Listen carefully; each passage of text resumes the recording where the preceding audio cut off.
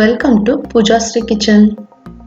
இன்னைக்கு நம்ம பார்க்க போகிறது சிம்பிளான கிரன்ச்சி வடை.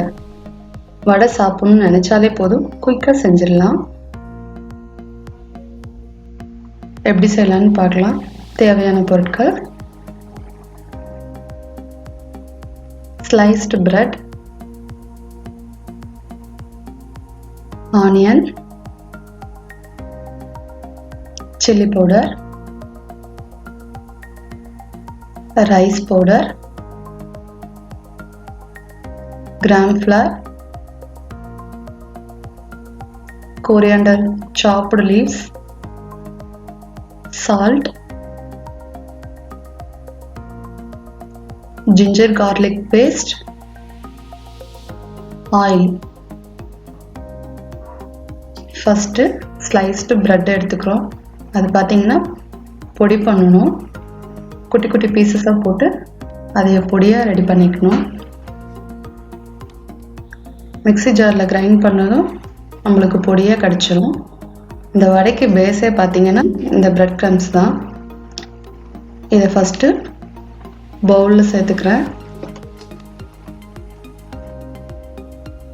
பொடியாக கட் பண்ணி வச்சுருக்க ஆனியன் பீசஸ் சேர்த்துக்கிறேன். அரிசி மாவு சேர்த்துக்கிறேன்.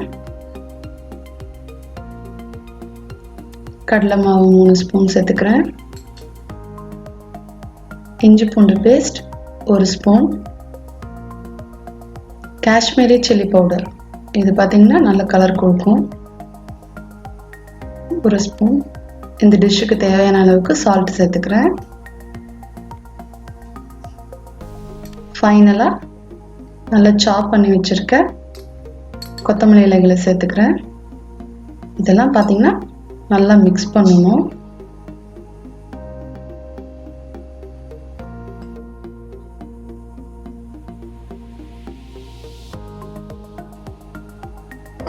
நினைச்ச உடனே இதை நம்ம ஈஸியாக ரெடி பண்ணிடலாம்.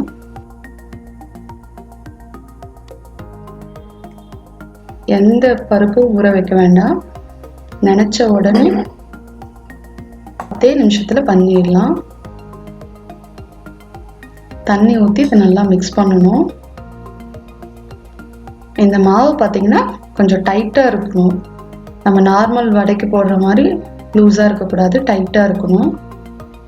இதை ஃபஸ்ட்டு குட்டி குட்டி பாலாக ரெடி பண்ணி அதை நம்ம எப்பயும் நார்மல் வடை எப்படி நம்ம போடுறோமோ அந்த மாதிரி தட்டி தட்டி தட்டி வச்சுக்கணும். லைட்டாக கையில் ஆயில் அப்ளை பண்ணிவிட்டு ரவுண்ட் ஷேப் பண்ணிக்கோங்க.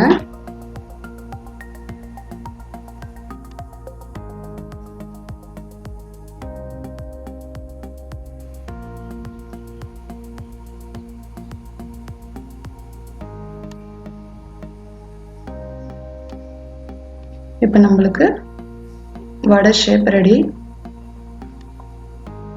வறுக்கிறதுக்காக ஒரு கடாயில் ஆயில் சேர்த்துக்கிறேன். இது பார்த்தீங்கன்னா ஹீட் வந்து மீடியம் ஃப்ளேமில் இருக்கணும்.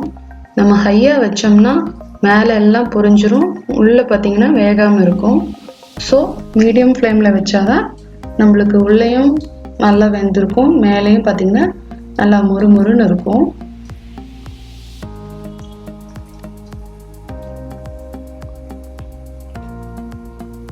நல்லா கோல்டன் கலர்ல வரணும். பார்க்கும்போதே பாருங்க எவ்வளோ கலர்ஃபுல்லாக இருக்குல்ல. செஞ்சு பாருங்க, ரொம்ப நல்லா இருக்கும். சிம்பிளான வடை சாப்பிடணும்னு நினைச்சாலே போதும், டக்குன்னு செஞ்சிடலாம்.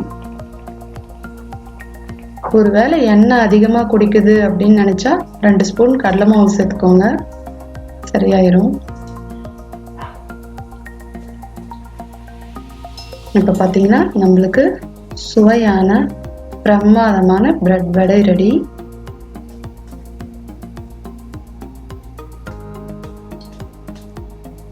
ஃப்ரெண்ட்ஸ், இதை நீங்களும் வீட்டில் ட்ரை பண்ணி பாருங்கள். ட்ரை பண்ணி பார்த்துட்டு உங்கள் கமெண்ட்டை சொல்லுங்கள். மறக்காமல் சப்ஸ்கிரைப் பண்ணுங்கள். Thank you for watching.